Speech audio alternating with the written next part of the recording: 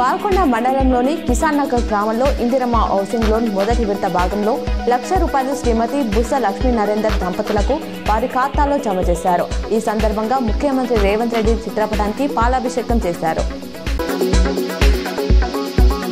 నిజామాబాద్ జిల్లాలోని పలు ఐటీఐలలో ప్రవేశాలకు ఈ నెల 31లోగా దరఖాస్తు చేసుకోవాలని ప్రిన్సిపల్ యాదగిరి సూచించారు. మరిన్ని వివరాలకు 9948195654కు సంప్రదించాలన్నారు. శ్రావణ మాసం శుక్రవారం సందర్భంగా ఇందల్వై రామాలయంలో నూతన గ్రామాభివృద్ధి కమిటీ చైర్మన్ మహేందర్ ఆధ్వర్యంలో ప్రత్యేక పూజలు చేశారు. నగరంలోని బోర్గంపిలో గల భూమారెడ్డి కన్వెన్షన్ హాల్లో శ్రీమద్ భాగవత కార్యక్రమం వైభవంగా ముగిసింది. ఇవాళ జరగాల్సిన రాష్ట్ర కేబినెట్ భేటీ వాయిదా పడింది. ఢిల్లీలోని సీఎం 4 మంత్రులు ఉండడంతో 28వ తేదీకి భేటీ వాయిదా వేశారు. ఆ రోజు మధ్యాహ్నం 2 గంటలకు మంత్రివర్గం సమావేశమై బీసీ రిజర్వేషన్లు, స్థానిక సంస్థల ఎన్నికలు తదితరాలపై చర్చించనున్నట్లు సమాచారం.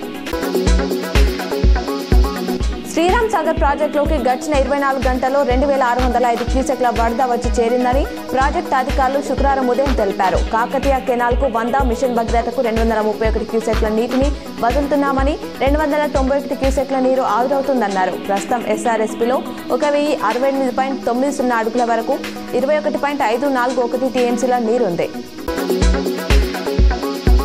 వరుసగా రెండో రోజు బంగారం ధరలు తగ్గి సామాన్యుడికి కాస్త ఉపశమనాన్నిచ్చాయి. హైదరాబాద్లో 24 క్యారెట్ల 10 గ్రాముల పసిడిపై 490 తగ్గి 1,480,000కి చేరింది. ఇక 22 క్యారెట్ల గోల్డ్ 10 గ్రాముల ధర 450 తగ్గి 92,100 పలుకుతుంది.